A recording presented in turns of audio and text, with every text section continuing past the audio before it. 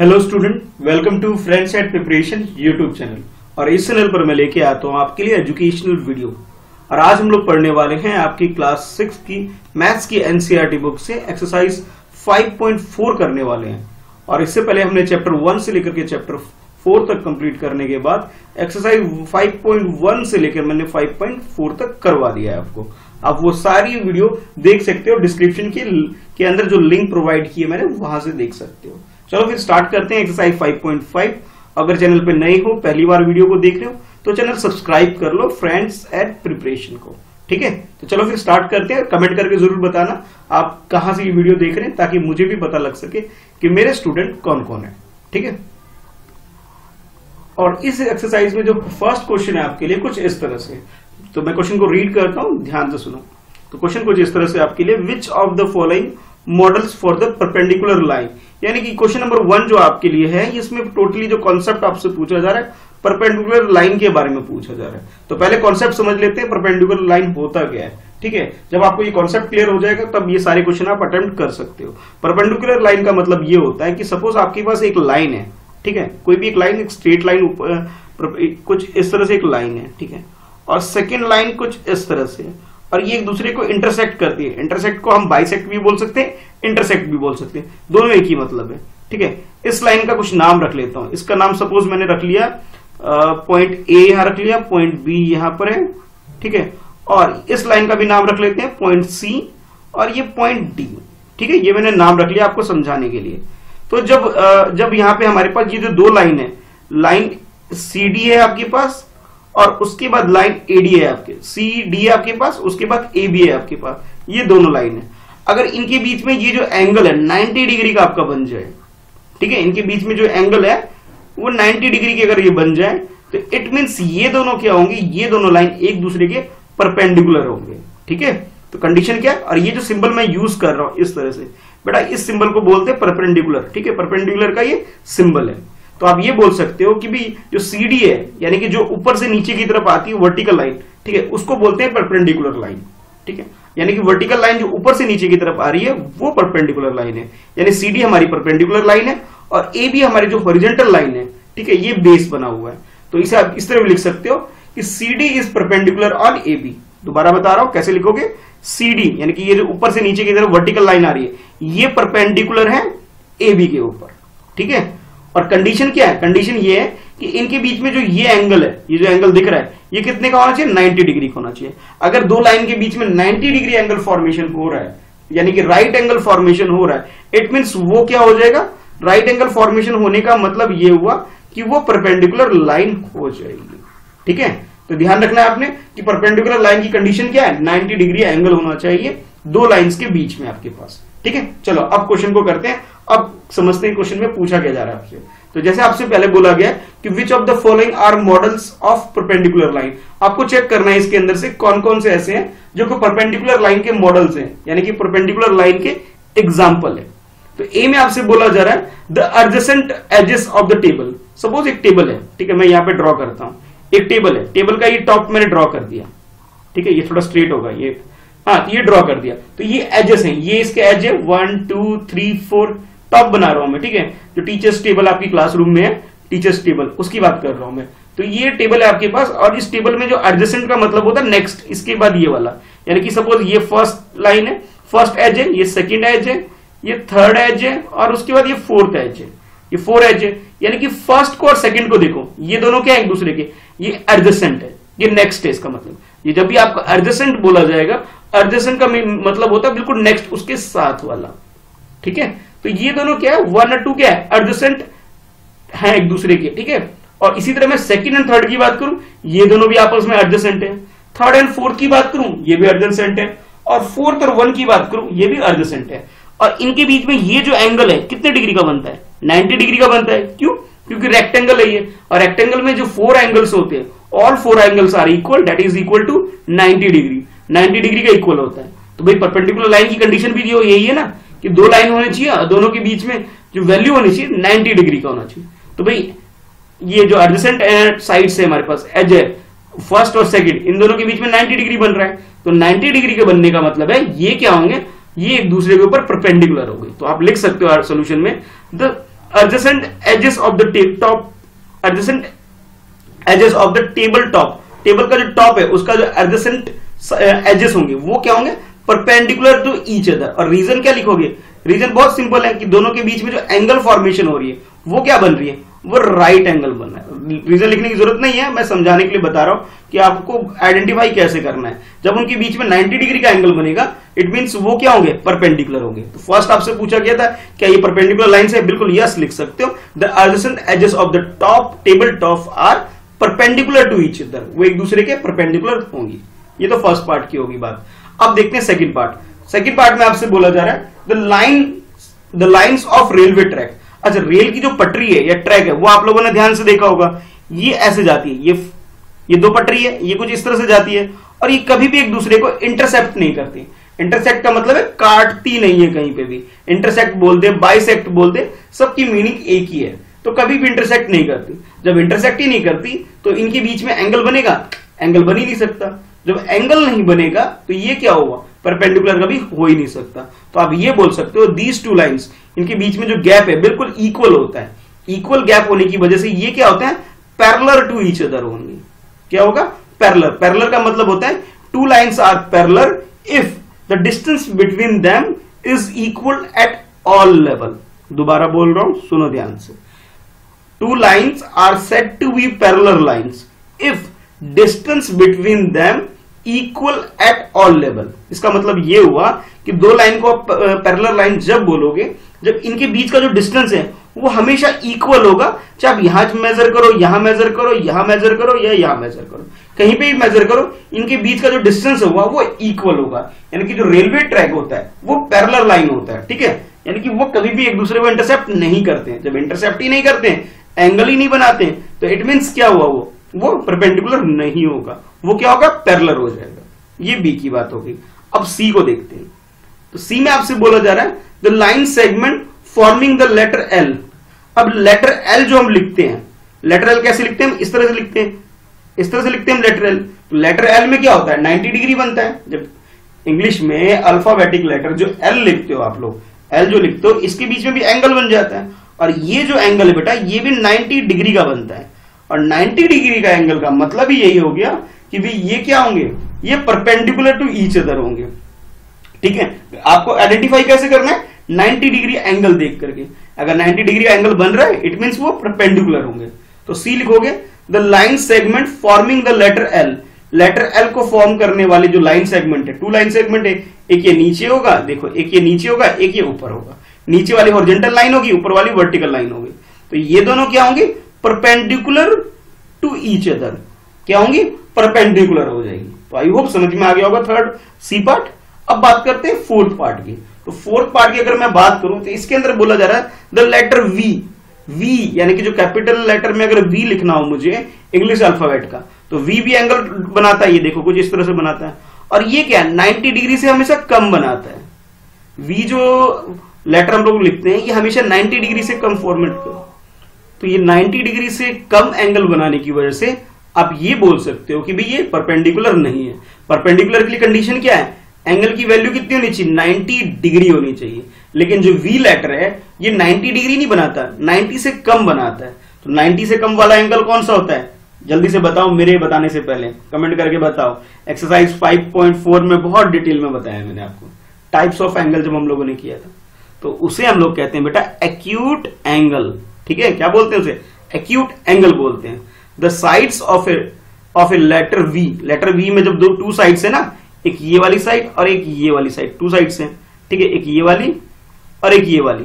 इन दोनों के बीच में क्या होता है, एक एंगल फॉर्म होता है, इंक्लाइन करते हैं, एंगल बनाते हैं और उनकी जो वैल्यू होती है, वैल्यू 90 से कम होगी। 90 से कम होने की वजह से हम उसे क्या बोल सकते हैं, एक्यूट एंगल बोलेंगे। और एक्यूट एंगल से तो बात नहीं बनेगी परपेंडिकुलर लाइन के लिए। परपेंडिकुलर लाइन के लिए हमें 90 डिग्री चाहिए, लेकिन ये तो 90 से कम बनेगा। इट मींस ये भी एग्जांपल नहीं है परपेंडिकुलर लाइंस का, ठीक है। तो यानी कि आप ये बोल सकते हो कि भाई ये डी वाला छोड़ दो और बी वाला छोड़ दो, ये दोनों एग्जांपल नहीं है परपेंडिकुलर लाइन के, ठीक है। लेकिन ए और सी की अगर हम बात करें, ये दोनों परपेंडिकुलर लाइन के एग्जांपल है। टेबल के टॉप की बात करें या फिर रेलवे उसकी, या फिर हम बात करें लेटर एल की बात करें, ये परपेंडिकुलर होगा। तो आप सोल्यूशन लिखते टाइम लास्ट में एक लाइन और लिखोगे, देयरफॉर ए एंड सी, जो ए आपको बोला गया एंड सी बोला गया, are models for perpendicular line, ये परपेंडिकुलर लाइंस के मॉडल्स हैं, ठीक है। तो इस तरह आपने आंसर कर लेना है। चलो अब देखते हैं नेक्स्ट क्वेश्चन। तो नेक्स्ट क्वेश्चन में आपको एक डायग्राम गिवन है, तो पहले तो डायग्राम को देख के समझना है कि डायग्राम में है क्या। अच्छा, उसके बाद कुछ कंडीशंस आपको दी गई हैं और फिर आपसे कुछ पूछा जा रहा है। तो जैसा कि आप डायग्राम देख रहे हो, इसके अंदर भी आपको एक वर्टिकल लाइन और एक हॉरिजॉन्टल लाइन, जिनको नहीं पता लग रहा है कि वर्टिकल लाइन की क्या बात कर रहे हैं सर, पहले तो वो समझ लो। यानी कि ये एक्स और ये जो वाई दिख रहा है, ये दोनों जो आपको दिख रहा है, ये है वर्टिकल लाइन, नहीं सॉरी, ये है हॉरिजॉन्टल लाइन। दोबारा बोल रहा हूं, एक्स वाई हमारे पास हॉरिजॉन्टल लाइन है, ठीक है। अच्छा, अगर आपको फिर एक और डायग्राम दिख रहा होगा, एक और लाइन दिख रहा होगा, क्यू और पी दिख रहा होगा, और क्यू और पी जो है ये दोनों है vertical line. Vertical line top to bottom आती है और horizontal line left to right होती है, ठीक है, ये डिफरेंस है। अच्छा, अब इस क्वेश्चन में क्या बोला जा रहा है वो समझते हैं। और ये पॉइंट ए पर, ये जो पॉइंट है ना, ये वाली पॉइंट जो सर्कल बन गया होगा अभी रेड कलर से देख रहे हो आप, इस पॉइंट पर ये इंटरसेप्ट कर रही है, यानी कि एंगल फॉर्मेशन हो रहा है। यहां पे आपसे पूछा जा रहा है क्वेश्चन नंबर 2 के अंदर, अब वो पढ़ते हैं। Let dash be the perpendicular line. यहां पे आपको ये दिया गया है कि भी एक परपेंडिकुलर लाइन है, कौन सा, यहां पे मैं मान लेता हूं कि बी डैश इसलिए बोला गया कि आपको गैस करना है, यानी कि मैं मान लेता हूं कि पी क्यू, ठीक है, क्या P Q be the perpendicular line on X Y, ठीक है। दोबारा समझो, यहां पे पी क्यू जो है वो क्या है, perpendicular line on X Y. X Y के ऊपर पी क्यू क्या है, हमारे पास परपेंडिकुलर लाइन है, ठीक है भाई, लाइन सेगमेंट। अब फिर आगे बोला जा रहा है let and intercept in the point A, और उसके बाद ये क्या कर रही है, पॉइंट ए के ऊपर इंटरसेप्ट कर रही है। इंटरसेप्ट करने का मतलब ये एक दूसरे को काट रही है या एंगल बना रही है। आपको ये बताना है कि जो एंगल आपके पास है, एंगल पी ए वाई, ये इसकी वैल्यू बतानी क्या होगी। देखो इस क्वेश्चन में आपको क्या गिवन है कि P और Q, let P perpendicular to X Y, P क्या है, P Q क्या है, परपेंडिकुलर है, परपेंडिकुलर है, ये आपको बता दिया क्वेश्चन के अंदर। उसके बाद ये भी बता रहा है कि भी P Q, मैं यहां नीचे लिखता हूं, ये जो लेट लिखा हुआ है सेकंड, यहां पे ये एक वर्ड है आपके लिए कि P Q intercept, P Q क्या कर रही है, इंटरसेप्ट कर रही है, किसको, एक्स वाई को इंटरसेप्ट कर रही है। कहां पे कर रही है, पॉइंट ए पर। इंटरसेप्ट का मतलब होता है इसे काट रही है, कहां पे काट रही है, पॉइंट ए पे काट रही है। अब आपको ये बताना है कि भी इसकी value, angle P A Y की वैल्यू, तो चलो पहले पी ए वाई देख लेते हैं। पी ए वाई यानी कि इस एंगल की वैल्यू बताओ, इस वाले की, इसकी वैल्यू बताओ। तो भाई सिंपल सी बात है, जब आपको ये बोल दिया गया कि ये दोनों लाइन क्या है, ये एक दूसरे को इंटरसेप्ट कर रही है, वो भी परपेंडिकुलर होकर के। परपेंडिकुलर की कंडीशन क्या है, अभी क्वेश्चन 1 के अंदर भी मैंने आपको एक्सप्लेन किया था कि परपेंडिकुलर की कंडीशन ये है कि जब दो लाइन परपेंडिकुलर बनेगी होगी तो उनके बीच में जो एंगल होंगे वो 90 डिग्री के होंगे, ठीक है भाई। अब यहां पे आपको बोल दिया गया कि भी एक्स वाई जो है, एक्स वाई और पी क्यू की अगर हम बात, ये पी क्यू बोलो या क्यू पी बोलो, एक ही बात है, ठीक है।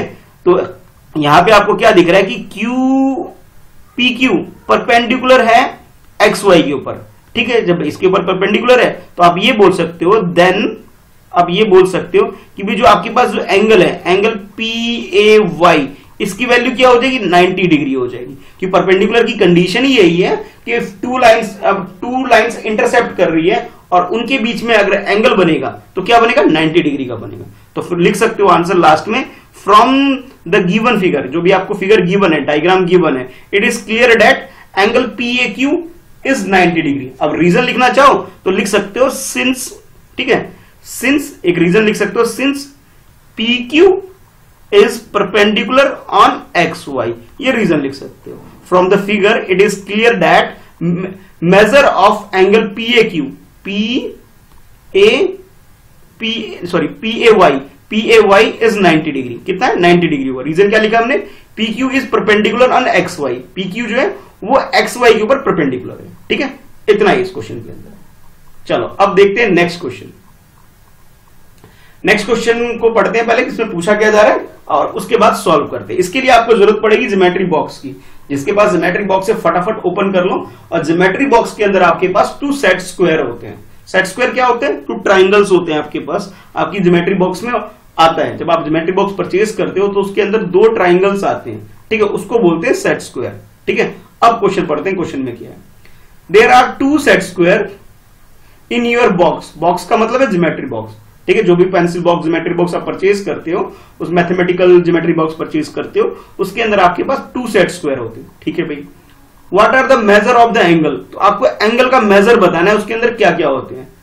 Date are form at their corner, उनके कॉर्नर पे जो एंगल बना होता है उसके बारे में बताना है। यानी कि अगर आपने ध्यान से देखा होगा तो आपके पास 2 सेट स्क्वायर होंगे, एक तो कुछ इस टाइप का होगा, ठीक है, हाँ, एक कुछ इस टाइप का होगा, और जो दूसरा होगा वो कुछ इस टाइप का होगा। ठीक है, थोड़ा ध्यान से देखना भाई, ये 2 सेट स्क्वायर आपके पास होगा, एक बड़ा दिखेगा आपको, एक छोटा दिखेगा। ठीक है, ये 2 सेट स्क्वायर आपको ज्योमेट्री बॉक्स के अंदर मिलते हैं। अब आपसे ये पूछा जा रहा है कि इनकी वैल्यू बताओ, इनकी वैल्यू क्या है। Do they have any angle measure in the common, क्या उनके बीच में कोई एंगल कॉमन है इन दोनों के बीच में, आपको ये भी बताना है। तो जब आप ज्योमेट्री बॉक्स को खोलो एक बार, तो वीडियो पॉज करो, एक बार ज्योमेट्री बॉक्स को निकालो, और ये ज्योमेट्री बॉक्स के अंदर इसके अलावा एक इंस्ट्रूमेंट आपके पास ये डी भी होगा। अब डी की हेल्प पे आपको ये सारे एंगल, सपोज मैं मान लेता हूं ये आपके पास फर्स्ट सेट स्क्वायर है, ठीक है, ये आपके पास फर्स्ट सेट स्क्वायर है, और ये वाला आपके पास, ये ड्रॉ भी करना है भी आपको, ये सेकंड वाला सेट स्क्वायर है, और इसे ड्रॉ कर लो। ये सेट स्क्वायर हुआ फर्स्ट है, ये सेट स्क्वायर सेकंड है, और ये आपके पास जो डी है, इनकी हेल्प से आपको ये एंगल मेजर करना है। ये वाला एंगल, ये वाला एंगल, ये वाला एंगल, 3 एंगल इधर हो गए। फिर नेक्स्ट में 4, 5, 6, ये 6 एंगल आपको मेजर करनी है और चेक करके बताना है कि इनकी वैल्यू कितनी है। ठीक है, सबसे पहले ये बताना है, उसके बाद आपको ये भी बताना है कि इन दोनों के बीच में कोई कॉमन एंगल है। कॉमन एंगल का मतलब है जो दोनों में सेम सेम आ जाए, आपको ये चेक करना है। तो जब बेटा आप मेजर करोगे तो आपके पास कुछ इस तरह की रिजल्ट आएंगे। जैसे सपोज अगर आपने ये फर्स्ट सेट स्क्वायर की बात करूं तो ये वाला जो एंगल होगा, ये वाला, ये आ जाएगा आपके पास 30 डिग्री का। इस वाले को मेजर करोगे तो ये आ जाएगा आपके पास 60 डिग्री का, और ये वाला जो होगा ये आएगा आपके पास 90 डिग्री का। ठीक है, अच्छा, ये तो इधर इसकी बात होगी। ठीक है, जब आप ठीक से मेजर करोगे तो ये आपको ये दिखेगा। अच्छा, नेक्स्ट जब आप मेजर करोगे तो नेक्स्ट में ये वाला तो आपके पास 90 डिग्री आ जाएगा, मैं बाहर लिख रहा हूं, ये वाला आपके पास 45 डिग्री आएगा, और ये वाला भी 45 डिग्री आएगा। एक बार वीडियो को पॉज करो और चेक करो कि जो मैं आपको रिजल्ट बता रहा हूं क्या रिजल्ट आ भी रहा है या सर ऐसे ही बता रहे हैं, तो मेजर करके बताओ भाई। ठीक है, और कमेंट करके जरूर बताना भी यही सेम रिजल्ट आ भी रहा है या नहीं आ रहा है। ठीक है, फटाफट वीडियो पॉज करो और जल्दी से पहले ये काम पूरा करो। तो मैं उम्मीद करता हूं आप लोगों ने वीडियो पॉज करके ये काम किया होगा। ठीक है, और इसे ड्रॉ भी करना था आपको कॉपी के ऊपर। तो अब सोल्यूशन करते हैं। सोल्यूशन में क्या करना है आपको, सबसे पहले ये दोनों डायग्राम ड्रॉ कर लोगे जो मैंने आपको भी समझाने के लिए ड्रॉ किया। उसके बाद लिखोगे solution, the measure of angle in one set square. एक जो फर्स्ट वाला जो सेट स्क्वायर आपने मेजर किया उसकी वैल्यू क्या क्या आ रही है, 30 डिग्री, 60 डिग्री एंड 90 डिग्री। क्या क्या आएगी, 30 डिग्री, 60 डिग्री एंड 90 डिग्री। ये 3 एंगल्स होते हैं ट्राइंगल के अंदर, तीनों की वैल्यू मैंने आपको बता दी। अच्छा, अब बात करते हैं नेक्स्ट की, the other set square has the measure of angle. जब सेकंड वाले की मेजर करोगे यानी कि दूसरे वाले की मेजर करोगे उसमें वैल्यू आपके पास 45 डिग्री, 45 डिग्री एंड 90 डिग्री आएगी। यानी कि ये देखो 45 डिग्री आ गया आपके पास ये वाला। ठीक है, और नेक्स्ट इसको भी मेजर करोगे ये भी 45 डिग्री आएगा, और एक जो लास्ट में रह गया इसकी वैल्यू आएगी 90 डिग्री। ठीक है, तो ये जब आप मेजर करते हो जब आपके पास ये वैल्यू आ गई। अगर मैं अब दोनों की बात करूं, फर्स्ट सेट स्क्वायर की और सेकंड सेट स्क्वायर की, तो दोनों के अंदर एक एंगल जो है 90 डिग्री वो कॉमन आ रहा है। कॉमन का मतलब आता है सेम वैल्यू जो दोनों के पास आ रही है। तो आंसर लिखोगे यस। क्या लिखोगे, यस लिखोगे, जैसे मैंने यहां लिखा है yes, the angle of measure 90 degree is common between them. इन दोनों के बीच में क्या है, इसकी जो वैल्यू है 90 डिग्री वो कॉमन आ रहा है।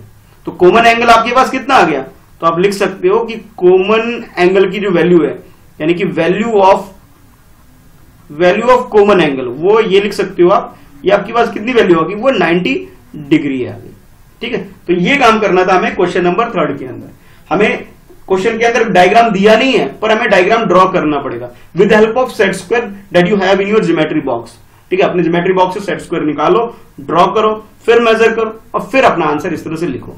ठीक है, क्वेश्चन कई बार क्या होगा एग्जाम के अंदर आपको सबके डायग्राम दिए नहीं होंगे, कुछ कुछ डायग्राम आपको खुद से ड्रॉ भी करने पड़ेंगे। क्लियर है, तो इस तरह से आपको क्वेश्चन नंबर 3 करना है। चलो अब देख लेते हैं नेक्स्ट क्वेश्चन। Question number 4।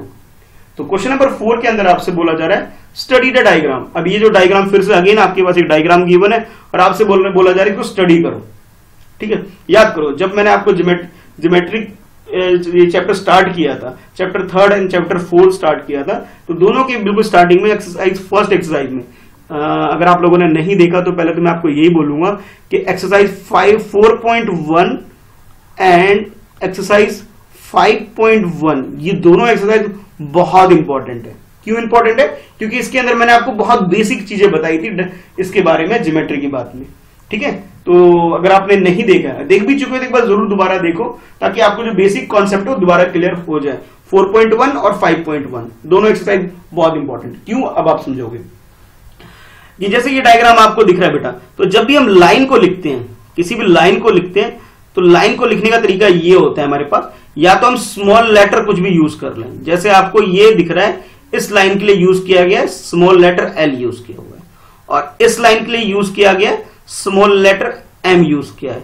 इस तरह से आप इनके नाम लिख सकते हो। या फिर आप एक तरीका और होता है कि आप किसी भी दो पॉइंट को लो और उसकी हेल्प से नाम लिख सकते हो। जैसे अगर मुझे नाम लिखना है एल का, तो एल की जो वैल्यू है, एल की वैल्यू अगर नाम लिखना है, मैं इस तरह भी लिख सकता हूं। क्या लिख सकता हूं? ओ एच लिख सकता हूं। देखो ओ पॉइंट ये रहा, ठीक है, ये रहा ओ पॉइंट, और ये रहा मेरे पास एच पॉइंट। तो इस तरह से भी इसका नाम लिख सकते हैं। अगर मैं एम की बात करूं तो एम को किस तरह लिख सकते हैं? एम को स्मॉल लेटर में भी लिख सकते हैं या फिर विद हेल्प ऑफ 2 पॉइंट। अब पॉइंट्स को हमेशा कैपिटल लेटर में लिखते हैं, याद रखना। पॉइंट्स का नाम हम हमेशा कैपिटल लेटर में लिखते हैं। लाइंस का नाम हम small letter, single letter, small letter में लिख सकते हैं या फिर विद हेल्प ऑफ 2 पॉइंट्स। ठीक है, तो एम की वैल्यू रखनी हो, नाम रखना हो, तो पी देखो ये पॉइंट पी है और ये पॉइंट ई है, इन दोनों की हेल्प से भी लिख सकते हैं, यानी कि मैं इसे पीई भी बोल सकता हूं। ठीक है, तो अभी लाइंस का कॉन्सेप्ट क्लियर हो गया होगा, और एक्सरसाइज जो मैंने बोला है वीडियो खत्म होने के बाद जरूर देख लेना। ठीक है, क्यों बोल रहा हूं वो आपको समझ में आएगा जब वीडियो देखोगे। तो ये बेसिक चीजें थी। अब आते हैं क्वेश्चन के अंदर। तो क्वेश्चन में आपसे बोला जा रहा है study the diagram and tell line L. Line L का मतलब समझ गए होगे, ओ एच की बात की जा रही है, is perpendicular to line M. कि ये बोला जा रहा है कि भी आपके पास कि लाइन एल जो है वो परपेंडिकुलर है एम के ऊपर। परपेंडिकुलर का मतलब समझ में आया क्या? कि इनके बीच का जो एंगल होगा वो होगा राइट एंगल। राइट एंगल का मीनिंग क्या होता है? राइट एंगल का मीनिंग होता है कि भाई ये 90 डिग्री के इक्वल होगा इनके बीच का एंगल। ठीक है, चलो भाई ये समझ में आ गया होगा। अच्छा, उसके बाद 1 बाय 1 आपके पास ये कुछ छोटे छोटे कोई पार्ट्स दे दिए गए, ए बी सी और डी। डी के अंदर भी 3 स्मॉल पार्ट और सब पार्ट आपको और दे दिए गए। इन सबको आपको चेक करना है कि ये इक्वल है या ऐसा है वैसा है, जो भी आपको दिया गया चेक करना है। तो सबसे पहले बात करते हैं फर्स्ट पार्ट, ए पार्ट की बात करते हैं। इसके अंदर आपसे बोला गया है कि सीई और ईजी, सी देखो ये रहा, ई ये रहा, यानी कि यहां से लेकर के यहां तक की बात की जा रही है। ठीक है, सीई और ईजी, क्या बोला जा रहा है? ईजी, ई ये रहा और जी ये रहा यहां तक। ठीक है, ये बोला जा रहा है दोनों इक्वल है क्या? हाँ भाई बिल्कुल इक्वल है। 1 2 यूनिट इसका डिस्टेंस है, इसका भी 1 2 यूनिट डिस्टेंस है। तो ये दोनों इक्वल है? यस बिल्कुल इक्वल है। तो आंसर कुछ इस तरह लिखोगे, देखो तो आंसर लिखोगे जैसे मैंने क्या बोला आपको कि सीई की वैल्यू कितनी आ रही है आपके पास? 2 यूनिट्स आ रही है। अब सेंटीमीटर दिया नहीं है इस क्वेश्चन के अंदर, नहीं तो मैं सेंटीमीटर लिखा। जब कुछ नहीं दे रखा होगा तो आप यूनिट्स यूज करोगे। यस, सिंस सीई, सी ये रहा, देखो सी यहां से और यहां तक का डिस्टेंस कितना है? 1 यूनिट यहां तक हो गया और ये 1 यूनिट, ये 2 यूनिट हो गया। ठीक है भाई, अब ई जी की बात करें, ई और जी के बीच में, ई जी यहां से लेकर यहां तक का डिस्टेंस है 1 यूनिट यहां तक, 1 यूनिट यहां तक, 2 यूनिट है। हाँ भाई बिल्कुल 2 यूनिट है, ये दोनों भी 2 यूनिट, दोनों इक्वल है। यस इक्वल है। तो आप लिख सकते हो CE is equal to EG, that is equal to 2 units. ये किसके इक्वल है? 2 यूनिट्स के इक्वल है। सेंटीमीटर नहीं दिया है इसलिए मैंने यूनिट यूज किया। किसी किसी क्वेश्चन में आपको सेंटीमीटर भी दे सकते हैं, तो उसके लिए भी तैयार रहना आपको। ठीक है, ये तो ए पार्ट हो गया। चलो अब बी पार्ट देखते हैं। बी पार्ट में आपसे बोला जा रहा है कि does PE bisect CE. PE bisect का मतलब होता है कट करना, इंटरसेप्ट करना होता है। ठीक है, बाइसेक्ट की मीनिंग होता है उसको कट करना या इंटरसेप्ट करना। तो पहले पीई देख लेते हैं। पीई कहां है? ये रहा भाई पीई। ठीक है भाई, मिल गया पीई। ये देखो पी पॉइंट सर्कल बना रखा है, ये पी पॉइंट है, ये ई पॉइंट है, यानी कि लाइन एम की बात की जा रही है। ये बाइसेक्ट कर रही है सी जी को। सी ये रहा और जी ये रहा। देखो जी मैं ये सर्कल बना दिया, जी ये रहा, सी ये रहा। ये जो लाइन जा रही है इसको इंटरसेप्ट कर रही है। हाँ भाई कर रही है। कहां पे कर रही है? पॉइंट ई के ऊपर कर रही है। कहां कर रही है? पॉइंट ई के ऊपर बाइसेक्ट कर रही है, इसे कट कर रही है। ठीक है, तो यस आंसर क्या होगा हमारा? तो आंसर लिखोगे यस कर रही है। कर रही है, हाँ भाई बिल्कुल बाइसेक्ट कर रही है। बाइसेक्ट का मीनिंग ये होता है कि भी बाइसेक्ट का मीनिंग ये होता है कि दो लाइन का जब, जैसे मान लो भाई ये एक लाइन है, ठीक है, इसको अगर मैं यहाँ पे बाइसेक्ट कर रहा हूं तो इसकी ये वाली वैल्यू और ये वाली वैल्यू दोनों इक्वल होगी। दोबारा बोल रहा हूं, बाइसेक्ट का मतलब होता है एक लाइन जा रही है और उसे वो कहीं से कहीं कोई दूसरी लाइन कट कर रही है, तो जो कट करने के बाद जो लाइन बची, यानी कि इस लाइन की इसकी बात करूं और इसकी बात करूं, तो इनके बीच का जो डिस्टेंस होगा बिल्कुल इक्वल होगा। ठीक है, बाइसेक्ट का मतलब होता है इक्वली डिवाइड कर रही है उसको। ठीक है, कैसे? अब चेक कर लेते हैं भाई। सबसे पहले बात करते हैं, जैसे मैंने आपको बोला ना सीई इक्वल है ईजी के, तो सीई की वैल्यू कितनी है हमारे पास? 2 यूनिट थी। ठीक है, ये हमने फर्स्ट पार्ट में किया था, 2 यूनिट है। और ईजी की वैल्यू कितनी है? ईजी की वैल्यू वो भी 2 यूनिट है। तो आप ये लिख सकते हो कि CE is equal to EG that is equal to 2 unit. ठीक है, ये आपने देख लिया भाई डायग्राम से। ठीक है, yes CE is equal to EG as both are of 2 unit, दोनों कितने के? 2 यूनिट है। तो हेंस, तो आप लिखोगे hence PE bisect CE CG, यानी कि जो पीई है, यानी ऊपर से नीचे वाली जो लाइन आ रही है पीई, ये रहा पी, ये रहा ई, ये वाली लाइन जो है ऊपर से नीचे की तरफ जो लाइन आ रही है, टॉप टू बॉटम जो लाइन आ रही है, वो बाइसेक्ट कर रही है इस लाइन को। यस कर रही है। किस किस को? सीई और ईजी को इक्वल बाइसेक्ट कर रही है, किसमें? 2 यूनिट्स के अंदर। ठीक है, तो ये बेटा हो गया बी पार्ट। चलो अब करते हैं सी पार्ट। तो सी पार्ट में आपसे बोला जा रहा है कि भाई ये बताओ मुझे चेक करके कि आइडेंटिफाई करना है आपने। क्या करना है? Identify 2 line segment. 2 line segment आपको आइडेंटिफाई करना है फॉर विच, उसके लिए जिसमें PE is perpendicular bisector. PE क्या हो? परपेंडिकुलर हो। अच्छा, आपको 2 लाइंस मतलब 2 ऐसे एग्जांपल आपको आइडेंटिफाई करना है जहां पे पीई क्या हो? परपेंडिकुलर हो। परपेंडिकुलर की कंडीशन क्या है? 90 डिग्री है। तो देखो भाई इस लाइन के और इस लाइन के बीच में 90 डिग्री है, तो आप किसी के साथ भी लिख सकते हो, या OH के साथ भी लिख सकते हो, EF के साथ भी लिख सकते हो, बहुत सारे एग्जांपल है। CG के बाद साथ भी लिख सकते हो, किसी के साथ भी लिख सकते हो, इतने सारे एग्जांपल है, लेकिन आपको सारे नहीं लिखने, सिर्फ 2 लिखने। ठीक है, तो देखो मैंने आंसर कैसे लिखा है कि भाई ऐसे कैसे एग्जांपल आइडेंटिफाई करना है आपको। ये जैसे सबसे पहले मैंने आपको बोला कि भाई जैसे ये O ये रहा और H ये रहा। ठीक है, ये क्या है? एक लाइन सेगमेंट है। तो OH क्या है?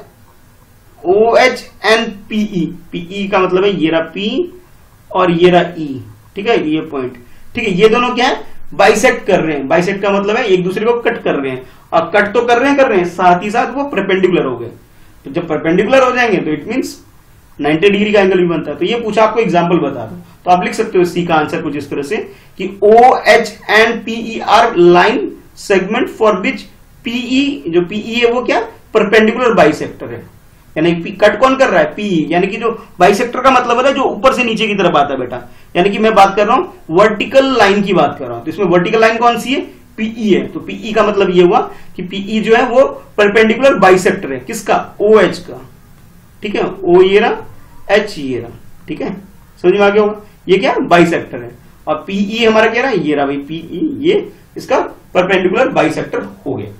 ठीक है, या फिर एक और तरीका लिखने का, आप ये बोल सकते हो कि सर ये लाइन L है, ये देखो L है ना, मैंने स्टार्टिंग में बताया था L जो है L, और अगर हम बात करें M की, दोबारा लिख रहा हूं कि अब आपके पास एक लाइन है M।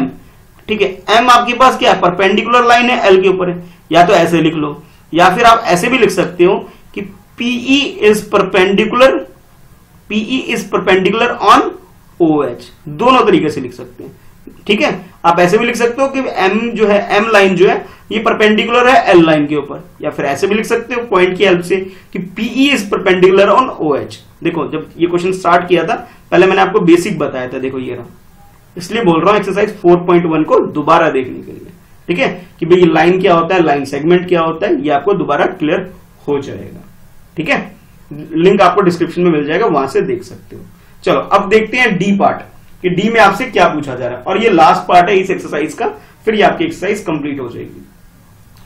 कि यहां बोला जा रहा है कि आपको ये चेक करना है कि भी AC, ठीक है, A ये रहा, C ये रहा, AC बड़ा है FG से, F ये रहा, G ये रहा, ये देखो इसकी यूनिट कितनी है, ये 1 यूनिट है, FG 1 यूनिट, एक ही बन रहा है इसके बीच में। और अगर हम AC की बात करें, AC देखो A से यहां से स्टार्ट होकर C यहां तक, यानी कि 1 यूनिट यहां है, सेकेंड यूनिट यहां है, तो भाई AC बड़ा है, यस बिल्कुल बड़ा है। तो आंसर क्या लिखोगे, यस। क्या लिखोगे, यस लिखोगे। ट्रू, कंडीशन ट्रू है, यस लिख सकते हो, ट्रू लिख सकते हो। ट्रू, AC की वैल्यू कितनी है, 2 यूनिट है। अरे FG की वैल्यू कितनी है, 1 यूनिट है। तो आप कह सकते हो देयरफॉर, ये जो सिंबल है बेटा इसको बोलते हैं देयरफॉर। जब एक बिंदु ऊपर, 2 बिंदु नीचे, 1 पॉइंट ऊपर 2 पॉइंट नीचे, इसको हम बोलते हैं therefore. Therefore AC is greater than FG। क्यों, क्योंकि भाई 2 जो होता है वो 1 से हमेशा बड़ा ही होता है, ग्रेटर होता है। ये कंडीशन है, ठीक है। तो डी का फर्स्ट पार्ट सॉल्व हो गया। चलो अब देख लेते हैं इसका सेकंड पार्ट। तो सेकंड पार्ट में आपसे बोला जा रहा है आपको ये चेक करना है कि CD और GH। तो पहले CD को देख लेते हैं। CD की वैल्यू कितनी है, 1 आ रही है। देखो ये इसकी बात कर रहा हूं, सर्कल बना दिया हूं भाई, इन दोनों की बात कर रहा हूं मैं। इन दोनों के बीच में क्या आ रहा है, 1 यूनिट है। और GH की बात करूं, ये रहा G और ये रहा H, ऑलरेडी सर्कल बना हुआ है। इन दोनों के बीच की बात करो, यहाँ पे भी कितनी यूनिट है, 1 यूनिट यहां होगी, 1 यूनिट यहां, दोनों इक्वल है, बिल्कुल इक्वल है, ठीक है। तो सेकंड यूनिट में क्या लिखो, सेकंड डी का जो सेकंड पार्ट है इसमें क्या लिखोगे, यस लिख सकते हो, ट्रू लिख सकते हो, ठीक है। यस भी लिख सकते हो, ट्रू भी लिख सकते हो। ट्रू बिकॉज की जगह सिंस लिखो, ज्यादा बेटर है। बिकॉज लिखोगे वो भी, बिकॉज हम लोग लैंग्वेज में यूज करते हैं, मैथ्स में जाकर हम सिंस यूज करते हैं। तो मैंने आपको समझाने के लिए कि सिंस भी लिख सकते हो, बिकॉज भी लिख सकते हो। Because both are 1 unit. Both are का मतलब यहाँ पे कौन कौन से हैं भाई, बोथ आर का मतलब है यहाँ पे आपके, जैसे क्वेश्चन आपको बोला गया है कि CD और GH, क्या क्या यहाँ पे लिख सकते हो कि CD, यहां लिखता हूं, ठीक है, CD is equal to GH that is equal to 1 unit. कितना है, 1 यूनिट है भाई, ठीक है, ठीक है। ये कितना, 1 यूनिट है। तो ये आपका आंसर हो गया सेकंड पार्ट इसका, डी का। चलो अब लास्ट पार्ट है, थर्ड पार्ट देख लेते हैं। थर्ड पार्ट में आपसे क्या बोला जा रहा है। थर्ड पार्ट में आपसे पूछा जा रहा है कि BC को चेक करो कि BC स्मॉलर है EH के। BC का है भाई, ये रहा BC, ठीक है, ये रहा B और ये रहा C, ठीक है। BC, इनके बीच में कितनी यूनिट है, 1 यूनिट है इनके बीच में, ठीक है।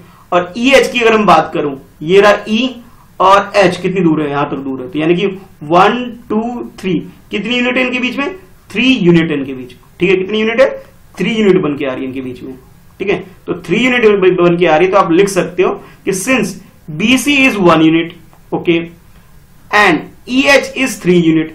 BC देखो, ये रहा B, ये रहा C, कितने 2 3, यानी कि 1 यूनिट है इनके बीच में। अगर मैं बात करूं EH की बात करूं, ये रहा E और ये रहा H, इनके बीच में 1 2 3, कितनी यूनिट है, 3 यूनिट है। तो भाई इसका मतलब क्लियर हो गया कि जो EH है, EH तो भाई 3 यूनिट हो गया, और BC की बात करूं ये 1 यूनिट की हो गई। यानी कि जो BC है वो क्या होगा, स्मॉलर है। BC is smaller than EH। True हो गया, बिल्कुल ट्रू, यानी तीनों स्टेटमेंट बिल्कुल ट्रू है। तो ये जो सिंबल यूज किया इसको बोलते हैं देयरफॉर, ठीक है बेटा, इसका मतलब होता है therefore. Therefore BC is smaller than EH, ठीक है। तो इस तरह से आपकी जो एक्सरसाइज है 5.5 ये हो गई कंप्लीट, ठीक है। तो आप कमेंट करके बताना, और जो क्वेश्चन बीच में मैंने पूछा है उसका आंसर भी आपको बताना है कि एक्यूट एंगल की कंडीशन क्या होती है, ठीक है। अगर किसी ने अभी तक आंसर नहीं किया, कमेंट नहीं है, तो कमेंट करके बताओ। वीडियो को शेयर करो अपने फ्रेंड्स में, और लाइक करके जाना भाई, लाइक नहीं करते हो, ठीक है। चलो फिर मिलते हैं फिर नेक्स्ट एक्सरसाइज 5.6 में। पहली बार देख रहे हो इस चैनल पे वीडियो को, तो चैनल सब्सक्राइब करके जाना भाई, ताकि आपको 5.6 की नोटिफिकेशन मिल सके, ठीक है। अगर बाद में देख रहे हो तो मैं ऑलरेडी आपको अपलोड कर चुका हूँ, ठीक है। चलो फिर बाय, आज के लिए इतना ही है, अब मिलेंगे 5.6 में, ठीक है। वीडियो को शेयर जरूर करना है, बार बार बोल रहा हूं, ठीक है, शेयर करना है, ठीक है। बाय।